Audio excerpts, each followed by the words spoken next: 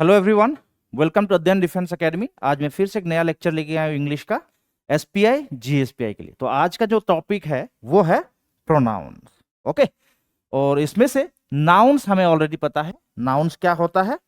किसी भी व्यक्ति का, किसी भी प्लेस का या किसी भी वस्तु का नाम को हम क्या बोलते हैं?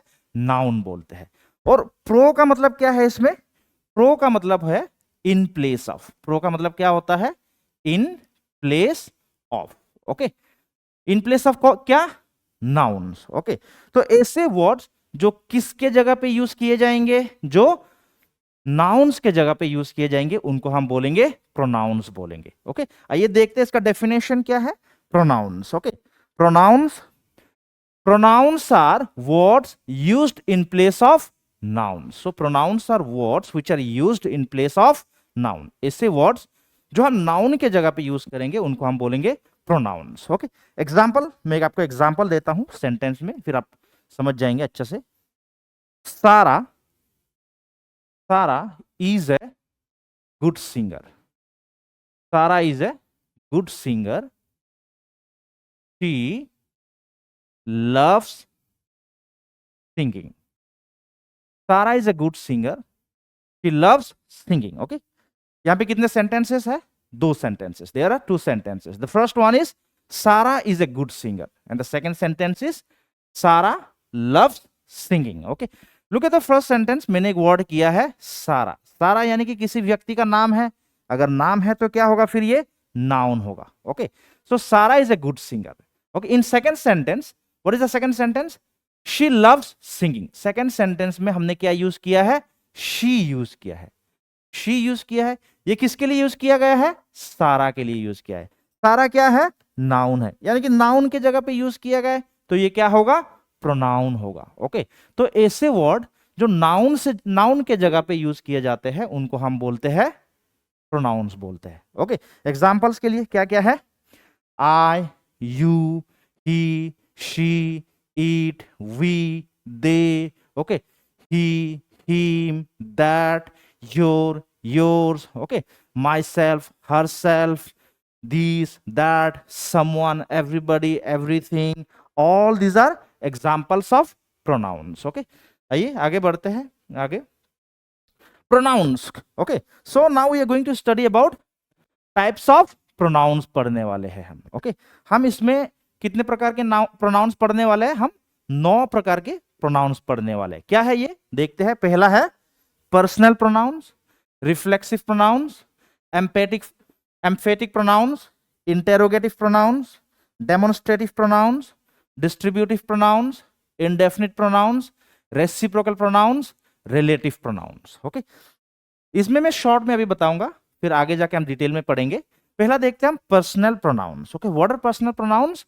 Personal pronouns replace specific people और things. Okay, so personal pronouns वो प्रोनाउंस होते हैं जो हम किसी स्पेसिफिक पर्सन या थिंग के जगह पे यूज करते हैं, वस्तु के जगह पे यूज करते हैं। ओके, वो प्रोनाउन को हम क्या बोलते हैं? पर्सनल प्रोनाउन बोलते हैं। ओके, इसके एग्जांपल्स क्या है? He, she, they, I, it, we, etcetera. Okay, ये हम किसी स्पेसिफिक पर्सन या थिंग के जगह पे यूज करते हैं, इसलिए ये सब क्या है? हमारे पर्सनल प्रोनाउंस है। ओके, किसी पर्सन के जगह पे या किसी वस्तु के जगह पे यूज किए जाने वाले जो प्रोनाउंस है उनको हम बोलते हैं पर्सनल प्रोनाउंस। ओके, सेकंड हमारे पास है, नेक्स्ट हमारे पास है reflexive pronouns. Okay, reflexive pronouns refer back to the subject. Okay, reflective pronoun क्या करते हैं? Reflective pronouns they refer back to the subject. अब ये कैसे होता है? ओके, जब एक सेंटेंस में सब्जेक्ट और ऑब्जेक्ट सेम होता है। ओके, जब एक सेंटेंस में सब्जेक्ट और ऑब्जेक्ट क्या होता है? सेम होता है, तो ऑब्जेक्ट के जगह पे जो प्रोनाउन हम यूज करते हैं उन प्रोनाउंस को हम बोलते हैं रिफ्लेक्सिव प्रोनाउंस। ये कौन से है? Myself, your self, himself, जितने भी सेल्फ वाले वर्ड है ये हमारे क्या होंगे भाई? ये होंगे हमारे रिफ्लेक्सिव प्रोनाउंस। ओके, एग्जांपल के लिए मैं आपको एक सेंटेंस दे देता हूं। I saw me in the mirror or I saw myself in the mirror.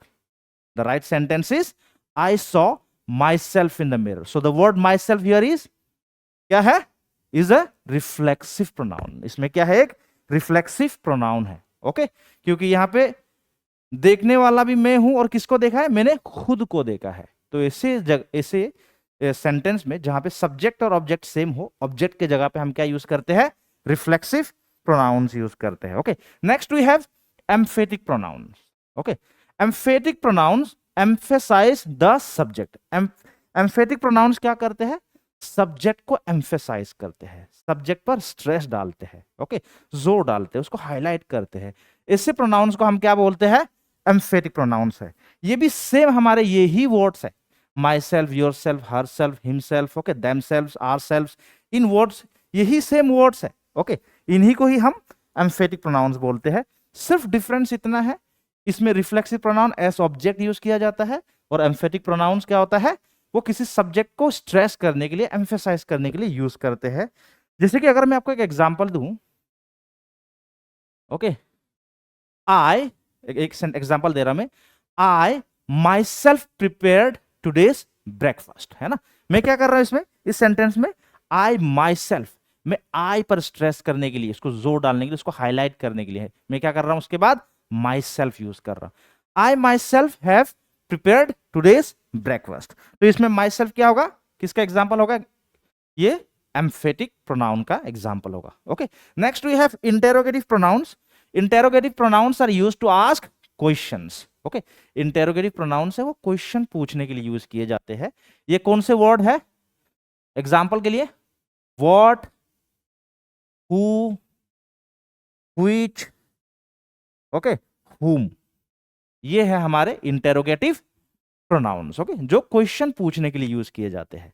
Next है हमारे demonstrative pronouns. Demonstrative pronouns are used to point to specific nouns. Okay this demonstrative pronouns are used to point specific nouns. किसी को point करने के लिए जो noun है ना, किसी चीज को, किसी व्यक्ति को पॉइंट करने के लिए जो प्रोनाउंस हम यूज करते हैं उनको हम बोलते हैं डेमोन्स्ट्रेटिव प्रोनाउंस. ये कौन से है? these, that, ओके these और क्या है? those. ओके इनको हम बोलते हैं डेमोन्स्ट्रेटिव प्रोनाउंस. ओके नेक्स्ट हमारे पास है डिस्ट्रीब्यूटिव प्रोनाउंस. डिस्ट्रीब्यूटिव प्रोनाउंस क्या है? Refer to members of a group individually. Refers to member of a group individually. Okay तो ये वो प्रोनाउंस है जो किसी ग्रुप के इंडिविजुअल मेंबर्स को रेफर करने के लिए यूज किया जाता है. उनको हम बोलते हैं क्या? Distributive pronounce. Rather than group, ये उस ग्रुप के इंडिविजुअल मेंबर्स को वन बाय वन रेफर करने के लिए जो यूज करते हैं उनको हम बोलते हैं डिस्ट्रीब्यूटिव प्रोनाउंस. ये कौन से है distributive pronouns? Each, either, neither, none, okay etcetera. ये हमारे हैं, दीज आर डिस्ट्रीब्यूटिव प्रोनाउंस. ये कौन सा है? डिस्ट्रीब्यूटिव प्रोनाउंस है. नेक्स्ट हमारे पास है indefinite pronouns. Refer to non specific persons और things. Okay the pronouns which are used to refer to non specific persons और things are known as indefinite pronouns. है ना, नाम से पता चल रहा है इनडेफिनिट है, इसलिए नॉन स्पेसिफिक पर्सन या वस्तु को रेफर करने के लिए जो प्रोनाउंस हम यूज करते हैं उनको हम इनडेफिनिट प्रोनाउंस बोलते हैं. ये कौन से है हमारे इनडेफिनिट प्रोनाउंस? एक दो मैं एग्जांपल्स आपको दे देता हूं. ये है हमारे someone, somebody, something, okay, everyone, everybody, everything. तो ये जो हमारे वर्ड्स है ये हमारे है क्या है? इधर लिख देता हूं मैं, somebody, okay. ये हमारे है, these are examples of indefinite pronouns. Okay. Next we have reciprocal pronouns. Okay. These reciprocal pronouns are used to show mutual relationship or action. Okay. ये जो हमारे reciprocal pronouns है ये कहाँ यूज होता है? टू शो म्यूचुअल रिलेशनशिप और action दिखाने के लिए. ये दो ही है इसके एग्जांपल. एक है हमारे पास ईच अदर है और क्या है दूसरा? One another. ओके इनको हम बोलते हैं रेसिप्रोकल प्रोनाउंस बोलते हैं. ओके नेक्स्ट हमारे पास है relative pronouns. Okay relative pronouns are those pronouns which are used to introduce a relative clause in a sentence. एक सेंटेंस में रिलेटिव क्लॉज को इंट्रोड्यूस करने में जो प्रोनाउंस हम यूज करते हैं उनको हम रिलेटिव क्लॉज कहते हैं। ये कौन से वर्ड है हमारे भाई? ये है who, whom, whose, which, that, okay, etc. These are relative pronouns। ये हमारे क्या है? रिलेटिव प्रोनाउंस है। आइए अब इनको थोड़ा डिटेल में पढ़ते हैं। तो पहले हम पढ़ेंगे, क्या पढ़ेंगे हम? पहले personal pronouns. Okay, personal pronouns हमने ऑलरेडी डेफिनेशन देखा है। These pronouns are used to replace specific persons और things. Okay, these pronouns, personal pronouns are used to replace specific persons और थिंग्स। किसी स्पेसिफिक पर्सन या थिंग को replace करने के लिए जो प्रोनाउन हम यूज करते हैं उनको हम पर्सनल प्रोनाउन बोलते हैं। ओके, अब अगर हम किसी पर्सन बात कर रहे हैं ना, used to replace specific person, ये जो पर्सन है ये तीन प्रकार के हो सकता है। फिर से कौन कौन से है? First person, second person and third person. Okay, first person, second person and third person. और ये पर्सन का है ना सब्जेक्टिव केस होता है, ऑब्जेक्टिव केस होता है, पॉजेसिव डिटर्मिनर होता है और पॉजेसिव प्रोनाउन होता है। ये जो पर्सन है इनका क्या होता है? और सब्जेक्टिव केस होता है, ऑब्जेक्टिव केस होता है, पॉजेसिव डिटर्मिनर होता है और पॉजेसिव प्रोनाउन होता है। अब सब्जेक्टिव केस क्या है? सब्जेक्टिव केस मतलब प्रोनाउन पढ़ रहे हैं ऑब्वियसली हम, तो वैसे वो जो प्रोनाउन सब्जेक्ट के तौर पर यूज किया जाता है। ओके, किसी सेंटेंस में एज सब्जेक्ट जो यूज होगा जो प्रोनाउन, उनको हम सब्जेक्टिव केस बोलते हैं। और जो एज ऑब्जेक्ट यूज होगा सेंटेंस में उनको हम ऑब्जेक्टिव केस बोलते हैं। ओके, जो एज ऑब्जेक्ट यूज होगा उनको हम क्या बोलते हैं? ऑब्जेक्टिव केस बोलते हैं। पॉजेसिव डिटर्मिनर, पॉजेसिव यानी कि जाहिर सी बात है पोजेशन दिखाएगा, है ना। और दूसरा है पॉजेसिव प्रोनाउन, ये भी क्या दिखाएगा? पोजेशन दिखाएगा। डिफरेंस क्या है इन दोनों में? अगर हम डिटर्मिनर की बात करेंगे तो ये हमेशा किससे पहले यूज होगा? Used before a noun. हमेशा याद रखें, ये किससे पहले यूज होगा? डिटर्मिनर नाउन से पहले यूज होगा। ओके, अगर हम डिटर्मिनर की बात करेंगे तो एक डिटर्मिनर हमेशा किससे पहले यूज होगा? नाउन से पहले यूज होगा। ओके, यानी कि इसको नाउन की जरूरत है, नहीं तो ये अधूरा होगा। लेकिन पॉजेसिव प्रोनाउन में ऐसा जरूरी नहीं है। ओके, तो पॉजेसिव डिटर्मिनर पोजीशन ही दिखाएगा लेकिन साथ में क्या रहेगा? इसका नाउन रहेगा। ओके, चलिए देखते हैं अभी फर्स्ट पर्सन सेकंड पर्सन क्या होता है। फर्स्ट पर्सन का मतलब होता है स्पीकर, जो बोल रहा है ना, वो होता है फर्स्ट पर्सन। सेकंड पर्सन कौन होता है? जिसको बोला जा रहा है, the one being addressed. Okay, the one being addressed is known as the second person. किसको बोला जा रहा है? वो सेकंड पर्सन होता है। किसके बारे में बोला जा रहा है? वो होता है हमारा थर्ड पर्सन होता है। I hope you got it. First person जो बोल रहा है, सेकंड पर्सन जिसको बोला जा रहा है, थर्ड पर्सन जिसके बारे में बोला जा रहा है, उसको हम बोलते हैं थर्ड पर्सन। ओके, तो third person the one being addressed. अभी देखते हैं फर्स्ट पर्सन कौन कौन से है। पहला है आई, जो क्या है? सब्जेक्टिव केस है, याद रखना ये सारे। और ऑब्जेक्टिव केस क्या है? मी है। पॉजेसिव डिटर्मिनर क्या है? माय है। पॉजेसिव प्रोनाउन क्या है? माइन है। और दूसरा हमारा जो फर्स्ट पर्सन वो है वी सब्जेक्टिव केस है। ऑब्जेक्टिव केस आस है। पॉजेसिव डिटर्मिनर आर है। पॉजेसिव प्रोनाउन आर्स है। ओके, सेकंड पर्सन क्या होता है? सेकंड पर्सन होता है यू। सब्जेक्टिव केस में भी यू, ऑब्जेक्टिव केस में भी यू, लेकिन पॉजेसिव डिटर्मिनर क्या होगा? योर होगा। पॉजेसिव प्रोनाउन क्या होगा? योर्स होगा। ओके, थर्ड पर्सन देखते हैं कौन कौन से है। ही सब्जेक्टिव केस है। ऑब्जेक्टिव केस हिम है। पॉजेसिव डिटर्मिनर हीज है।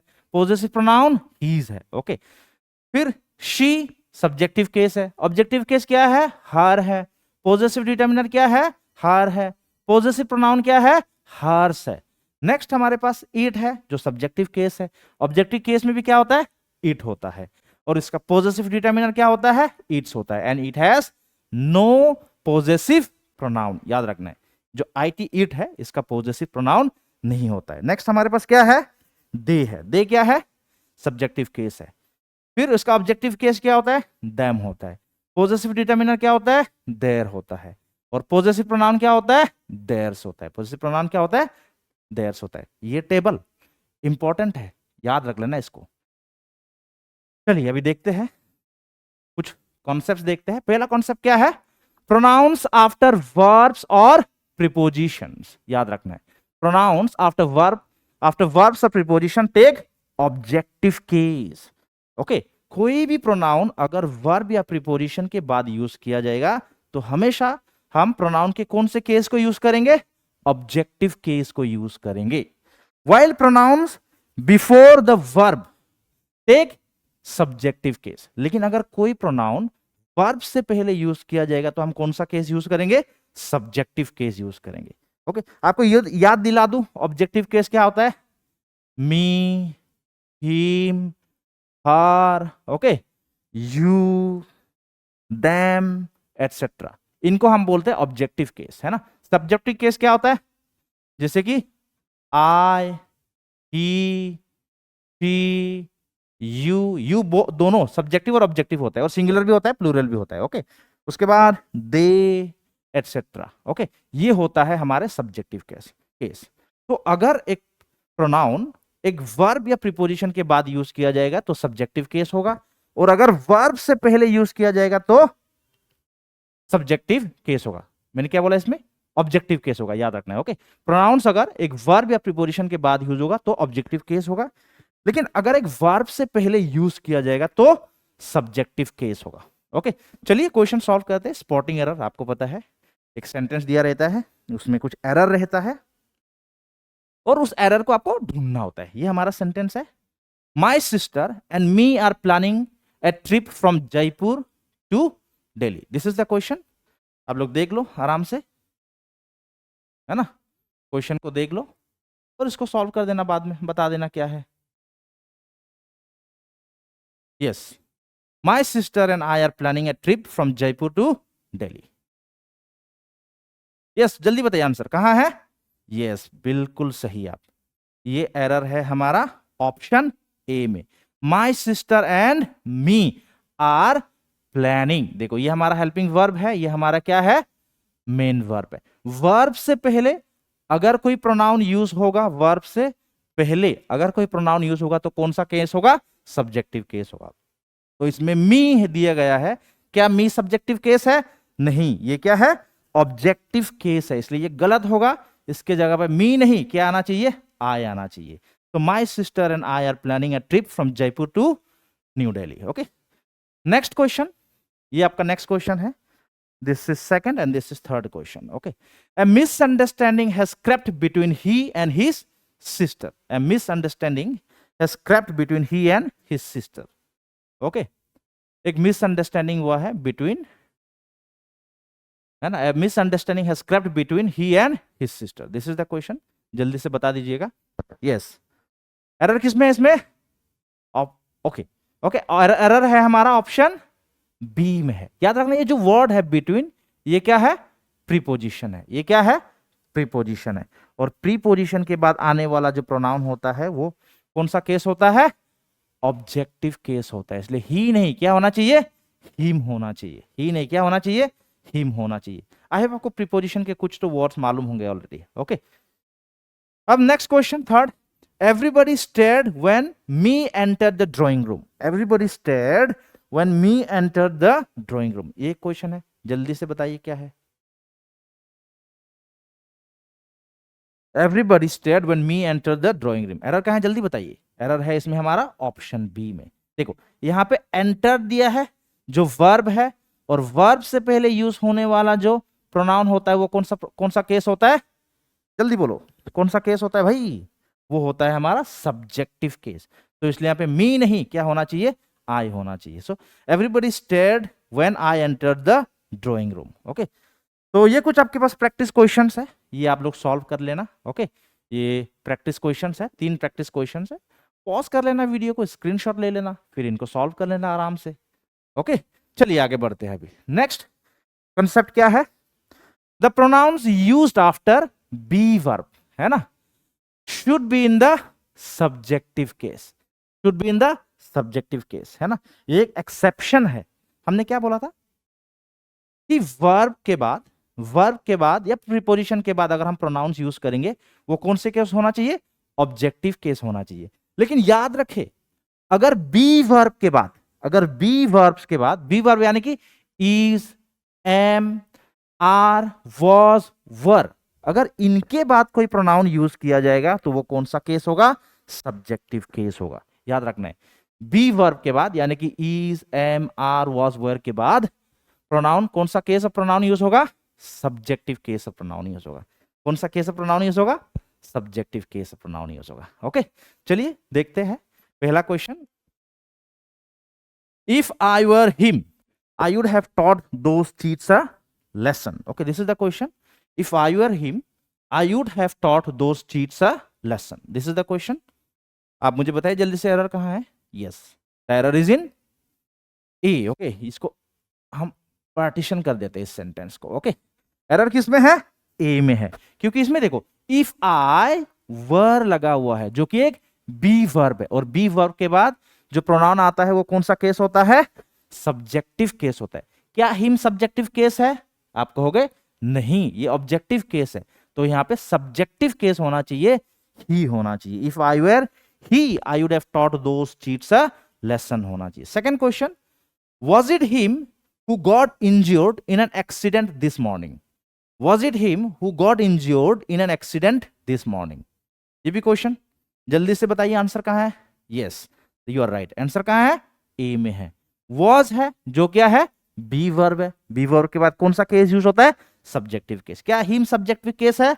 नो, ये ऑब्जेक्टिव केस है, इसमें सब्जेक्टिव केस ही होना चाहिए। So the error is in A part of the sentence. Okay, now आते हैं नेक्स्ट कॉन्सेप्ट पे, वो है इट्स, ITS इट्स और IT एपोस्ट्रोफी एस इट्स, इन दोनों में क्या डिफरेंस है? ओके, तो याद रखना है जो ITS इट्स है ये एक डिटरमिनर होता है। क्या होता है? डिटरमिनर। और एक डिटरमिनर हमेशा किससे पहले यूज किया जाता है? एक डिटरमिनर हमेशा एक नाउन से पहले यूज किया जाता है, तो इसलिए जो ITS इट्स है बिना एपोस्ट्रोफी वाला, ये हमेशा किससे पहले यूज होगा? नाउन से पहले यूज होगा। और दूसरा जो IT एपोस्ट्रोफी एस इट्स है, ओके, ये होता है हमारा शॉर्ट फॉर्म। किसका शॉर्ट फॉर्म? इट इज या इट हैज का शॉर्ट फॉर्म होता है। तो याद रखे ITS इट्स डिटरमिनर है, यानी कि किससे पहले यूज होगा? नाउन से पहले यूज होगा। और IT एपोस्ट्रोफी एस ये किसका शॉर्ट फॉर्म होता है? इट इज या इट हैज का। तो जरूर याद रखें। चलिए इसके ऊपर कुछ क्वेश्चन सॉल्व करते हैं।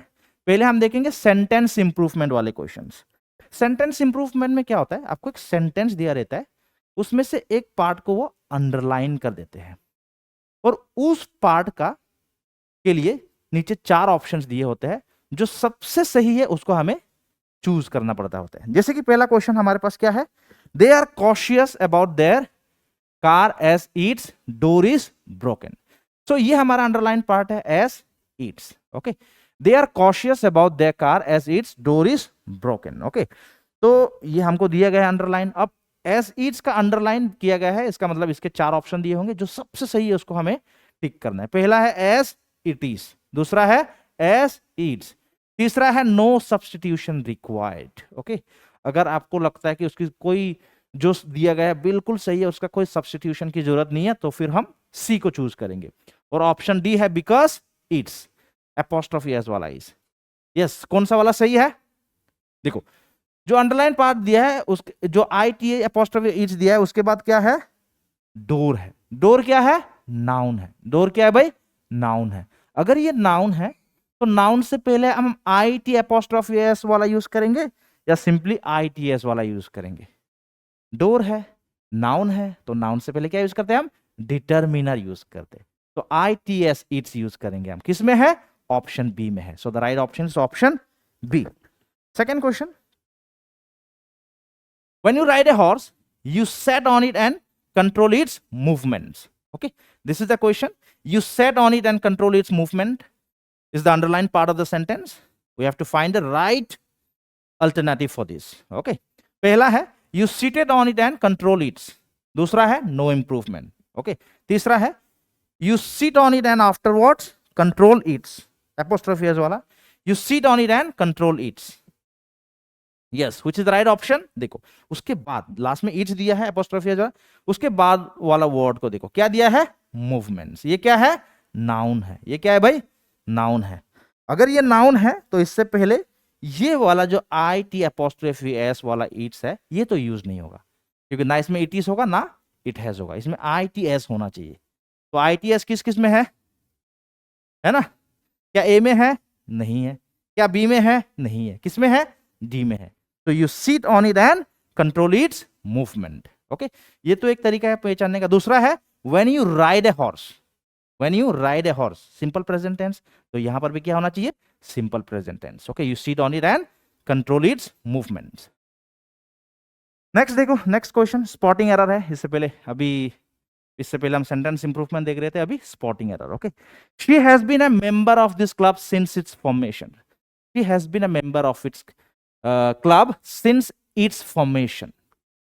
ये क्वेश्चन है, आपको स्पॉट करना है एरर। एरर कहाँ है ये बताना है। यस, जल्दी बताइए, एरर कहाँ है? बिल्कुल सही, एरर है हमारा इस बार किसमें? ऑप्शन सी में, फॉर्मेशन। फॉर्मेशन क्या है? नाउन है। फॉर्मेशन क्या है? नाउन है। नाउन से पहले हम क्या यूज करते हैं? डिटर्मिनर यूज करते हैं।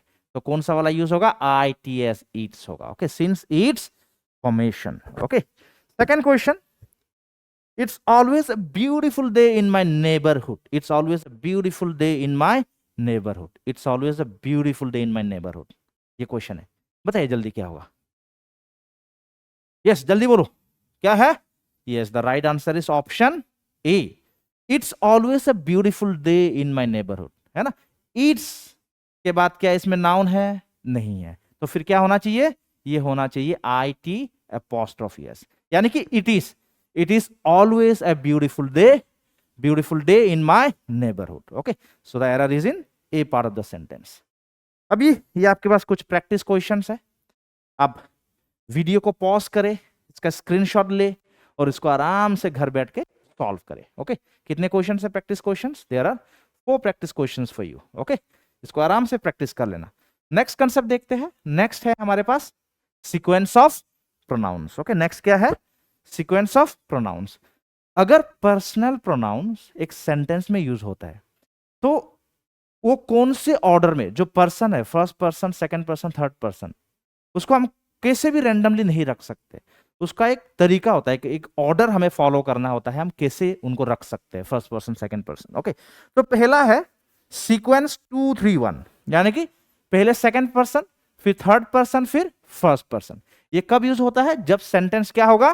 पॉजिटिव होगा, या फिर जनरल स्टेटमेंट होगा, या फिर क्या होगा? जनरल स्टेटमेंट होगा। ओके, 2 3 1 सीक्वेंस याद रखना है, कब यूज करेंगे? जब सेंटेंस पॉजिटिव होगा या एक जनरल स्टेटमेंट होगा, तो 2 3 1 सीक्वेंस यूज करेंगे। 2 मतलब पहले सेकंड पर्सन, फिर थर्ड पर्सन, फिर फर्स्ट पर्सन। 2 3 1 याद रखना है। ओके, फिर दूसरा सीक्वेंस है 1 2 3 सीक्वेंस। दूसरा सीक्वेंस क्या है? 1 2 3 सीक्वेंस। 1 2 3 सीक्वेंस मतलब पहले फर्स्ट पर्सन, फिर सेकंड पर्सन, फिर थर्ड पर्सन। पहले फर्स्ट पर्सन, फिर सेकंड पर्सन, फिर थर्ड पर्सन। ओके, ये कब यूज करते हैं हम? जब जो स्टेटमेंट होगा वो नेगेटिव होगा। अगर स्टेटमेंट नेगेटिव होगा, या कोई किसी चीज का रिस्पॉन्सिबिलिटी ले रहा होगा, अपोलोजाइज कर रहा होगा, या कुछ कन्फेस कर रहा होगा, कुछ जो भी गलत किया उन्होंने उसको कन्फेस अगर कर रहा है, तो हम कौन सा सीक्वेंस फॉलो करते हैं? 1 2 3। ओके, तो 2 सीक्वेंस हमने पढ़ लिए, 2 3 1 एंड 1 2 3। 2 3 1 कब? जब एक स्टेटमेंट पॉजिटिव हो या जनरल स्टेटमेंट हो। और 1 2 3 कब? जब स्टेटमेंट नेगेटिव हो, या फिर कोई इंसान किसी चीज का रिस्पॉन्सिबिलिटी ले रहा हो, माफी मांग रहा हो, या कुछ कन्फेस कर रहा हो। ओके, ऐसे में 1 2 3 सीक्वेंस यूज होता है। लेकिन एक बात नोट करना आप, दोनों के दोनों में हमेशा क्या आया है? सेकंड पर्सन के बाद थर्ड पर्सन आया है, सेकंड पर्सन के बाद थर्ड पर्सन आया है। ओके, इसको नोट कर लेना। और एक और बात आपको याद रखना है, अगर पर्सनल प्रोनाउन वी किसी सेंटेंस में होता है, तो इररेस्पेक्टिव ऑफ कि सेंटेंस पॉजिटिव हो, नेगेटिव हो, कुछ भी हो, हमेशा जो वी है वो कहां आएगा? फर्स्ट आएगा। वी को हम हमेशा कहां यूज करेंगे? फर्स्ट प्लेस पे यूज करेंगे। हमेशा कहां यूज करेंगे? फर्स्ट प्लेस पे यूज करेंगे। और हम ये जानते हैं कि सेकंड प्लेस के बाद हमेशा क्या आता है? Third. Okay, sorry, second place बोल रहा हूं। सेकंड पर्सन के बाद हमेशा क्या आता है? थर्ड पर्सन आता है। यानी कि जहां पर वी होगा वहां पर कौन सा सीक्वेंस फॉलो होगा?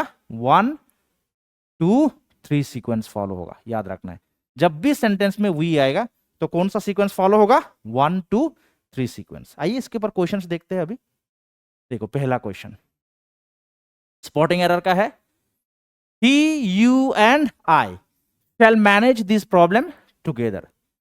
He, you and I shall manage this problem together. ये हमारा क्वेश्चन है. This is the question.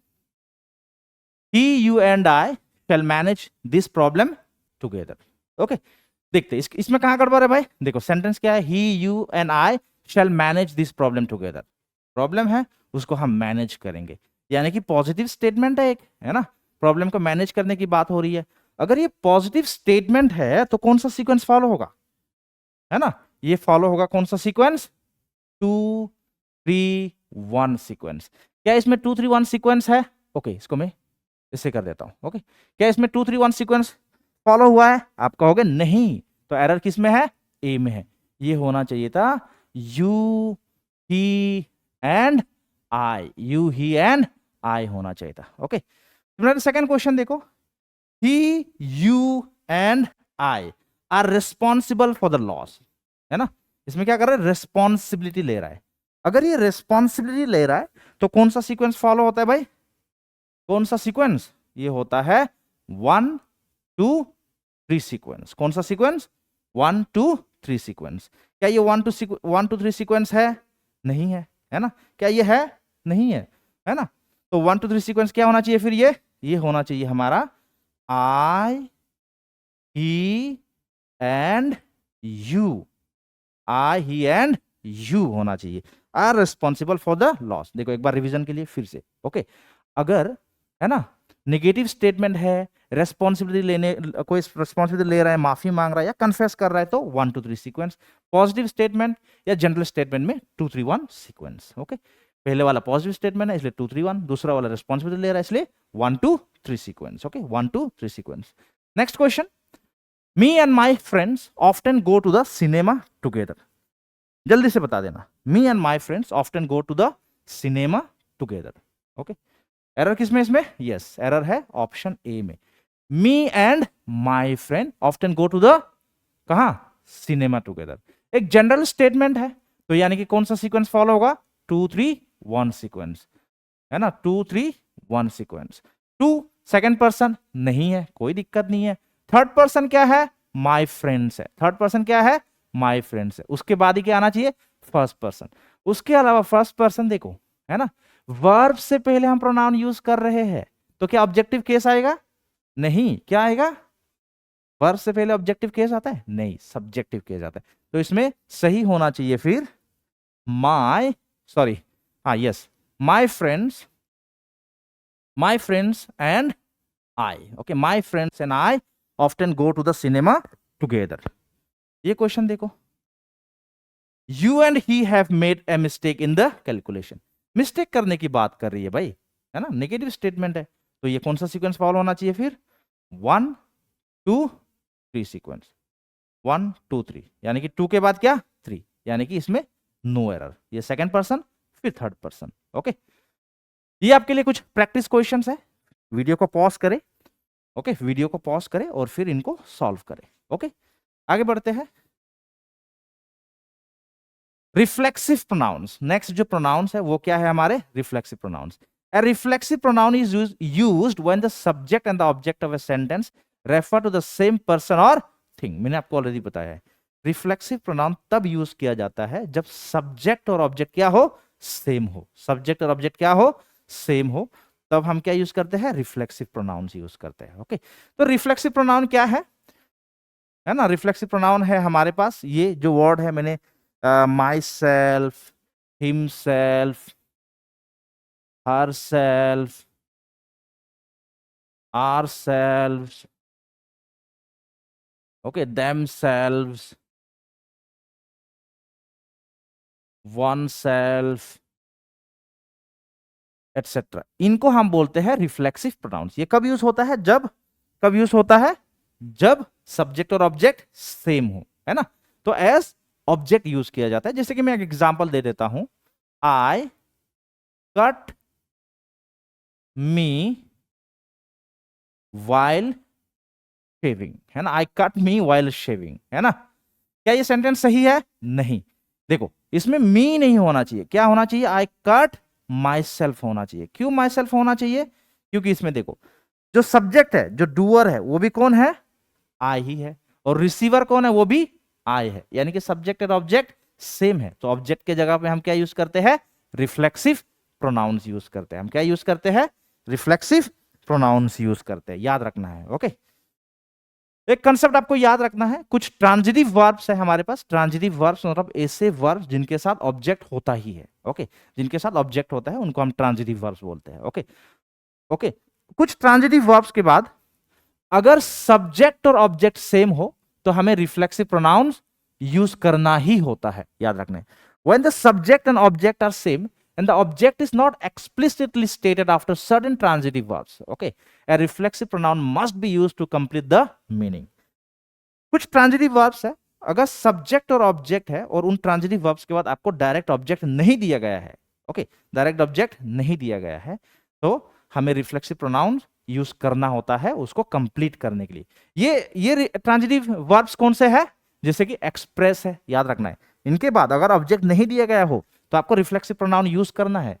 जैसे express, enjoy, injure, avail, adapt, exert, okay, amuse, revenge, hurt, disguise, submit, reconcile, accustom, adjust, assert, introduce, devote, blame, prepare, cut, cheat, pride, familiarize. Okay, तो ये जो हमारे पास कुछ transitive verbs है, अगर इनके बाद डायरेक्ट ऑब्जेक्ट नहीं दिया गया है तो आपको याद रखना है हमें क्या यूज करना पड़ेगा? रिफ्लेक्सिव प्रोनाउंस यूज करना पड़ेगा। ओके, और एक एग्जाम्पल के लिए मैं आपको बता देता हूं। एग्जाम्पल, अगर मैं कहूं I enjoyed at the party,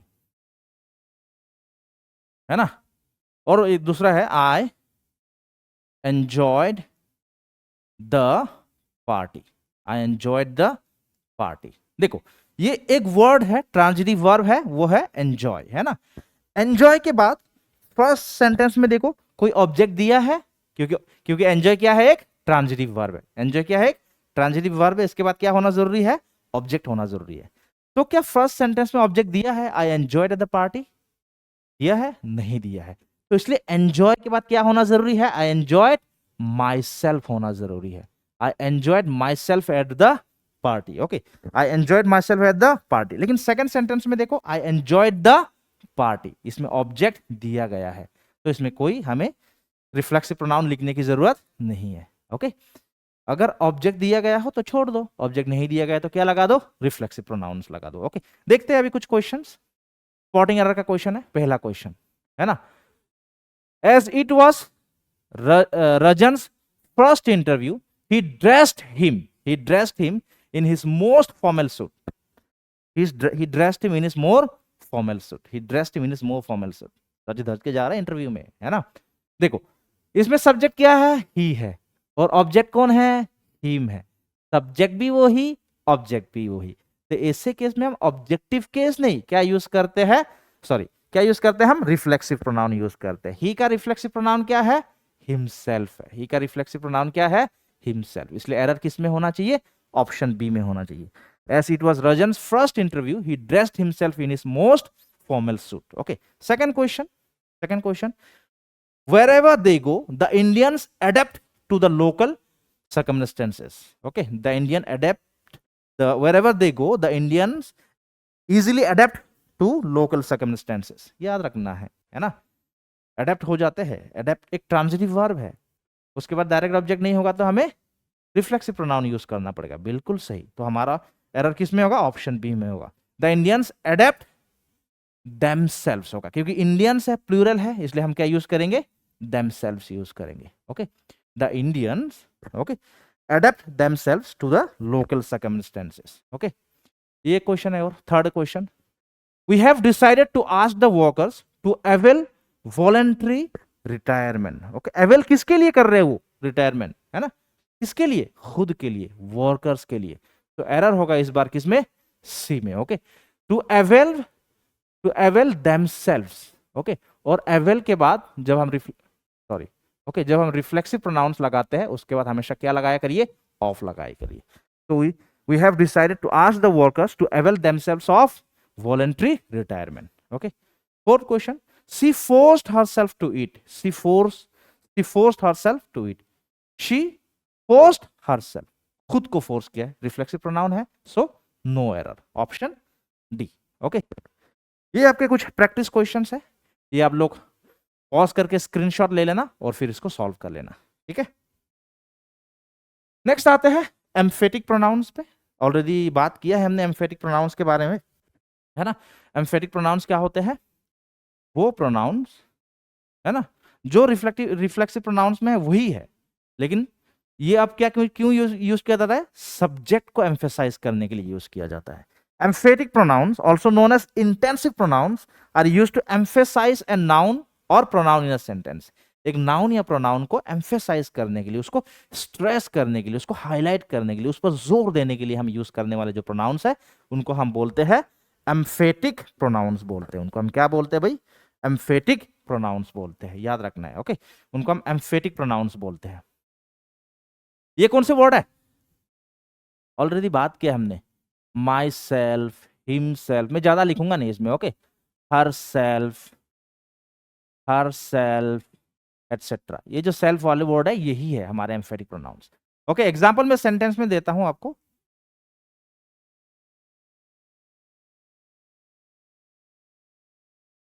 the president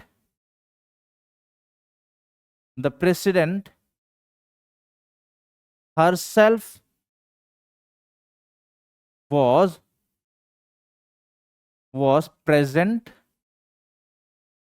was present in the event. Okay, the president herself was present in the event. देखो, the president herself मैंने यूज किया है. क्या यूज किया है? the president herself was present in the event. the president herself was present in the event. यानी कि मैं ये क्यों यूज कर रहा हूं herself? the president जो हमारा सब्जेक्ट है, इस पे स्ट्रेस करने के लिए. तो ऐसे जहां पे सब्जेक्ट को या किसी नाउन या प्रोनाउन को ओके हाईलाइट करने के लिए, एम्फेसाइज करने के लिए यूज करते हैं हम प्रोनाउंस, उनको हम बोलते हैं emphatic pronouns. Okay, they are known as emphatic pronouns. The president herself was present in the event. ये सेंटेंस ऐसे भी हो सकता था. The president was present in the event herself. तो हम जिसको हम एम्फेसाइज कर रहे हैं उसके बाद लिखेंगे या फिर हम लास्ट में लिखेंगे एम्फेटिक प्रोनाउंस. ओके, चलिए इतना सा है एम्फेटिक प्रोनाउंस. आगे बढ़ते हैं. नेक्स्ट है क्या है? Demonstrative pronouns. Okay, demonstrative pronouns ऐसे प्रोनाउंस जो हम पॉइंट करने के लिए यूज करते हैं. किसी स्पेसिफिक नाउन को पॉइंट करने के लिए जो प्रोनाउंस हम यूज करते हैं उनको हम बोलते हैं, क्या बोलते हैं? उनको हम डेमोन्स्ट्रेटिव प्रोनाउंस बोलते हैं. ये कौन से है? These, that and those. Okay, these क्या है? सिंगुलर है और ये नियर बाय ऑब्जेक्ट को, है ना, पॉइंट करने के लिए यूज करते हैं हम दिस. जैसे कि this is my pen. Okay, this is my pen. और दीज क्या है? प्लूरल है ना, और ये किसी नियर बाय ऑब्जेक्ट लेकिन प्लूरल ऑब्जेक्ट को याद रखना है. दीज क्या है? ये प्लूरल है. प्लूरल के लिए यूज करते हैं हम, प्लूरल ऑब्जेक्ट को पॉइंट करने के लिए हम यूज करेंगे. और ये कहां? डिस्टेंस नियर बाय होना चाहिए. जैसे कि these are my friends. Okay, these singular के लिए, है ना, नियर बाय होगा, और दीज प्लूरल होगा, नियर बाय होगा, लेकिन किसके लिए होगा? प्लूरल के लिए होगा. ओके, नेक्स्ट है हमारे पास दैट सिंगुलर है. दैट यूज करते हैं हम सिंगुलर के लिए, लेकिन वो कहां होना चाहिए? ऑब्जेक्ट, पॉइंट करने वाला ऑब्जेक्ट दूर होना चाहिए. ओके, क्या होना चाहिए? दूर होना चाहिए. For example, that is a beautiful house. That is a beautiful house. Okay, दूर है, सिंगुलर है, तो हम पॉइंट करने के लिए क्या यूज करेंगे? दैट यूज करेंगे. दोज, है ना, दोज अभी दूर है लेकिन प्लूरल है, तो उनको पॉइंट करने के लिए हम क्या यूज करेंगे? दोज यूज करेंगे. ओके, उनको पॉइंट करने के लिए क्या यूज करेंगे? हम दोज यूज करेंगे. दूर है, फार अवे है. Those were wonderful moments. जो मोमेंट्स थे वो दूर है, पास में नहीं, बहुत पहले हो चुके हैं. Okay, so those were wonderful moments. Okay, I hope आपको ये भी समझ में आया होगा. अब यही जो वर्ड है दीस, दैट एंड दोस, इनको एज डिटर्मिनर्स भी हम यूज कर सकते हैं. और आपको पता है डिटर्मिनर हमेशा किससे पहले लगाया जाता है? नाउन से पहले लगाया जाता है. यानी कि अगर यही वर्ड जो अभी अभी हमने देखा है ना, जैसे दिस, दैट, दीज, दोस, अगर ये नाउन से तुरंत पहले यूज किए जाएंगे तो ये क्या होंगे? डिटर्मिनर होंगे. ये क्या होंगे? डिटरमिनर होंगे, याद रखना है। तो ये क्या होंगे? डिटरमिनर होंगे। अगर मैं कहूं दैट बुक इज माइन, है ना, इस बार देखो, इस बार देखो, that book is mine, that मैंने कहा है, दैट के बाद क्या है? बुक है। बुक क्या है? नाउन है। बुक क्या है? नाउन है। तो नाउन से पहले मैंने दैट यूज किया गया है, माने मतलब इसमें क्या है? ये दैट डिटरमिनर है। ओके, अगर मैं कहूं that is my book, that is my book, okay, that is my book, that is my book, है ना। अभी इस बार देखो, दैट, क्या दैट से पहले हमने कोई नाउन यूज किया है? इसमें नहीं यूज किया गया है। दैट के बाद क्या आया है? इज आया है। इस बार ये डिटरमिनर नहीं, ये क्या है? प्रोनाउन है। ओके, ये क्या है? प्रोनाउन है। ओके, ये क्या है? प्रोनाउन है। तो अगर ये जो this, that, these, those, okay, अगर किसी नाउन से तुरंत पहले यूज करेंगे तो ये डिटरमिनर होते हैं, अदरवाइज नहीं तो क्या होता है? ये प्रोनाउंस होते हैं। ओके, नेक्स्ट है distributive pronounce. Now this pronoun is very very important. Okay, distributive pronoun important है। ओके, डिस्ट्रीब्यूटिव प्रोनाउन इंपॉर्टेंट है, याद रखना है। ओके, डिस्ट्रीब्यूटिव प्रोनाउंस क्या होते हैं? ऐसे प्रोनाउंस हम पूरा ग्रुप को रेफर करने की जगह क्या करते हैं? उस ग्रुप के इंडिविजुअल मेंबर को रेफर करने के लिए जब यूज करते हैं, जो प्रोनाउंस हम यूज करते हैं उनको हम बोलते हैं डिस्ट्रीब्यूटिव प्रोनाउंस। ये कौन से हैं? Each, either, neither, any, non, etcetera. Okay, each हम यूज करते हैं ग्रुप के हर एक मेंबर को। अगर ग्रुप के हर एक मेंबर को हमें रेफर करना है तो हम क्या यूज करेंगे? ईच यूज करेंगे। ओके, ग्रुप याद रखना है, जो ग्रुप होगा, ग्रुप के हर एक मेंबर को हमें रेफर करना है तो हम क्या यूज करेंगे? ईच यूज करेंगे। ओके, दूसरा है आइदर, है ना। आइदर और नाइदर, ये जो दो वर्ड है याद रखना है, ये दो लोगों की ग्रुप, ओके, है ना, दो लोगों की ग्रुप, याद रखना, दो लोगों की ग्रुप के लिए यूज करना है। ओके, अगर दो लोग हैं ग्रुप में, कितने लोग हैं? दो लोग हैं, उसमें से एक को हमें रेफर करना है तो हम क्या यूज करेंगे? आइदर यूज करेंगे। ग्रुप में दो लोग हैं, उसमें से एक को रेफर करना है, आइदर। ग्रुप में दो लोग हैं, किसी को हमें रेफर नहीं करना है तो हम क्या यूज करेंगे? नाइदर यूज करेंगे। तो ये दो लोगों के ग्रुप के लिए यूज किया जाता है।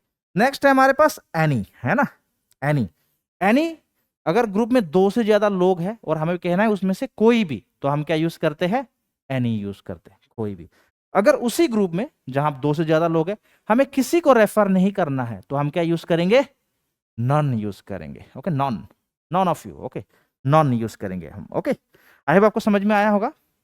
चलिए देखते हैं, ये जो हमारे वर्ड्स है, डिस्ट्रीब्यूटिव प्रोनाउंस है, याद रखना है each, either, neither, any, non. Okay, when each, either, neither, any, none are used as pronouns, they are followed by of, है ना, use a plural noun or pronoun and still follow it with a singular verb. Okay, मैं समझा देता हूं इसको। अगर ये जो हमने वर्ड्स देखा है each, either, neither, any, none, okay, अगर ये प्रोनाउंस होंगे तो इनके बाद क्या यूज किया जाएगा? ऑफ यूज किया जाएगा। और ऑफ के बाद क्या यूज किया जाएगा? प्लूरल नाउन या फिर प्रोनाउन यूज किया जाएगा। ओके, इनके बाद ईच, आइदर, नाइदर के बाद हम क्या यूज करेंगे?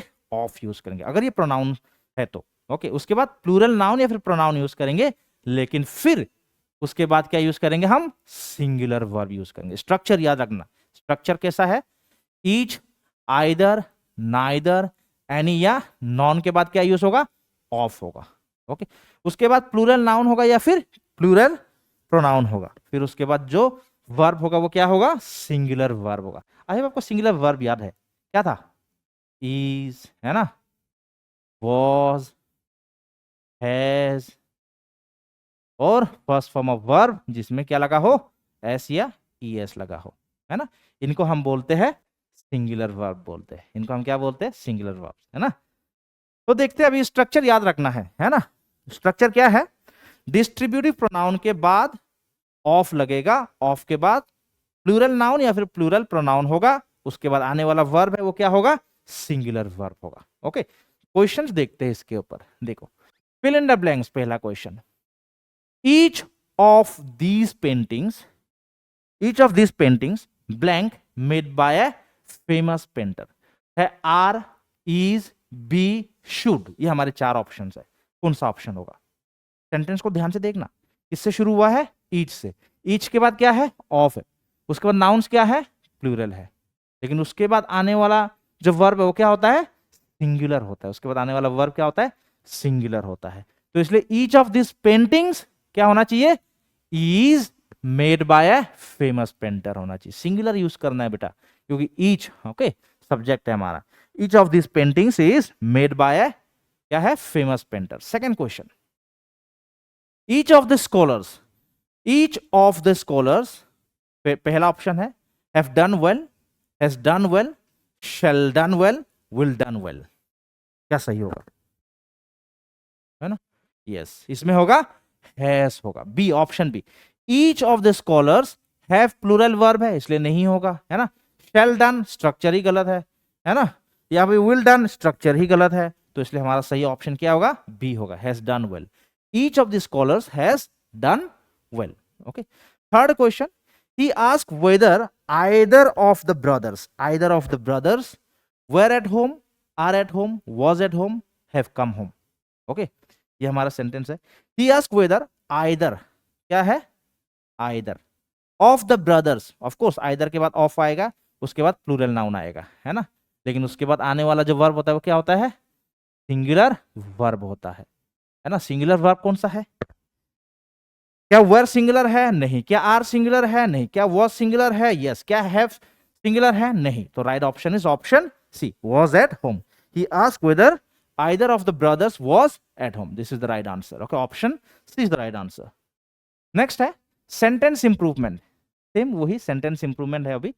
Each of the naughty boys were punished by the principal. Sentence को इंप्रूव करना है, अंडरलाइन पार्ट को सही रिप्लेसमेंट ढूंढना है उसका। पहला है वॉज पनिश्ड, दूसरा है नो इंप्रूवमेंट, तीसरा है were punish, and the fourth is was punishing, है ना? तो each of the naughty boys sorry were punished by the principal. Okay, were punished नहीं, क्या होगा? Option A, was punished by the principal. Okay, were तो नहीं होगा, plural है, और यहाँ पे क्योंकि ये जो है पैसिव वॉइस है, इसलिए वॉस के बाद आईएनजी वाला वर्ब नहीं होगा, तो इसलिए ये गलत होगा, इसमें ईडी वाला होगा। ओके, तो right option is option A. Next, sorry, okay, next है स्पॉटिंग एरर। स्पॉटिंग एरर देखो, आराम से क्वेश्चंस देखना भाई। Each of the pictures have been signed by the football star. Each of the pictures have been signed by the football star. Okay, Each of the pictures have been signed by the football star। जल्दी बताइए error कहाँ है? Each of the pictures have been signed by the football star, है ना? Error कहाँ है? जल्दी बताइएगा। Yes, each of the pictures, देखो ईच है हमारा, ऑफ है ऑफ कोर्स, फिर उसके बाद प्लूरल नाउन होता है, उसके बाद हमारा क्या होता है? सिंगुलर वर्ब होता है। हैव क्या है? प्लूरल वर्ब है। हैव क्या है? प्लूरल वर्ब है। यहाँ पे क्या होना चाहिए? हैज होना चाहिए। Okay, each of the pictures has been signed by the football star.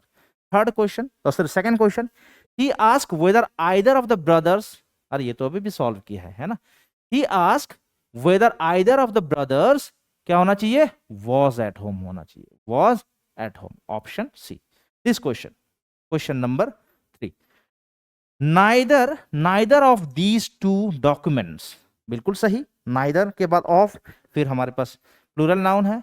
Support your claim on the property. Neither of these two documents support your claim on the property. तो ध्यान से देखना, क्या ये सही है?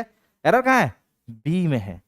Neither of these two documents support नहीं, क्या होना चाहिए? सपोर्ट्स होना चाहिए। ओके, क्योंकि सिंगुलर वर्ब है। सपोर्ट्स सिंगुलर वर्ब और हुआ तो लास्ट में एस या फिर ईएस लगाते हैं हम, तो ये क्या होना चाहिए?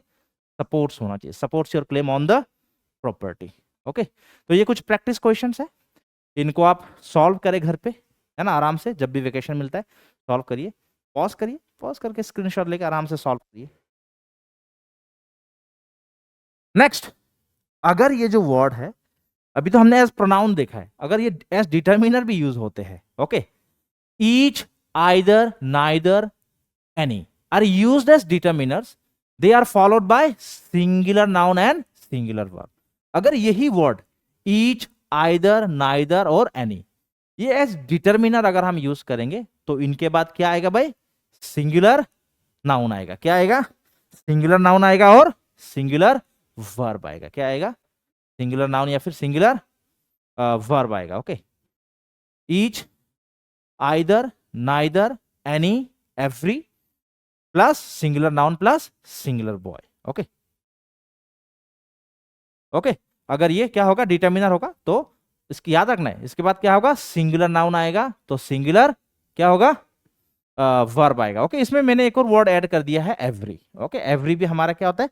एवरी एक ऐसे वर्ड है जो हमेशा क्या होता है? डिटर्मिनर होता है, कभी भी ये प्रोनाउन नहीं होता है। ओके, और जो नॉन वर्ड है वो हमेशा प्रोनाउन होता है, कभी भी डिटर्मिनर नहीं होता है। ओके, चलिए इसके ऊपर क्वेश्चंस देखते हैं। अभी आपको ये समझ में आया होगा। अगर मैं बात करूं तो ये ऐसे होगा कुछ, है ना? ईच स्टूडेंट, ईच के बाद जो नाउन होगा वो क्या होगा? सिंगुलर होगा। तो ईच स्टूडेंट के बाद जो भी हम वर्ब यूज करेंगे वो सिंगुलर होगा। Each student is present today. Each student is present today.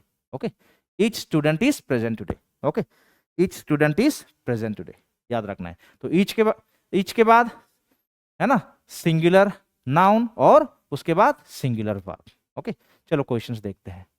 Each player must play according to his full potential and not think only about winning. Okay, each player must play according to his full potential and not think only about winning. Sorry. Okay, ये question है। देखो कहाँ है error, जल्दी बताओ। Error है option A में। Each के बाद सिंगुलर नाउन होता है। ईच के बाद क्या होता है? Singular noun. यहाँ पे प्लूरल दिया गया है, इसलिए एरर किस में है? फर्स्ट में है। Okay, second question, each student, बिल्कुल सही। ईच के बाद स्टूडेंट सिंगुलर नाउन है। Each student from amongst the 100 students in the class want to watch this movie. कहां एरर है? ऑप्शन सी में है। Each student from amongst the 100 students in the class, want नहीं, क्या होना चाहिए? वंस होना चाहिए, सिंगुलर वर्ब होना चाहिए। यहां पे क्या दिया था? प्लूरल वर्ब दिया था, वहां पे क्या होना चाहिए? सिंगुलर वर्ब होना चाहिए। तो एरर किस में है? सी में है। ये एक और क्वेश्चन है, third question, every curious child, every के बाद सिंगुलर नाउन, कोई दिक्कत नहीं। Every curious child want to rip open a toy, कहां एरर है? ऑप्शन सी में। एवरी है ना, क्यूरियस चाइल्ड सिंगुलर है, तो इसमें भी क्या होना चाहिए? सिंगुलर वर्ब होना चाहिए। सिंगुलर वर्ब में क्या लगाते हैं हम लास्ट में? एस या फिर ईएस लगाते हैं, तो वंस होना चाहिए।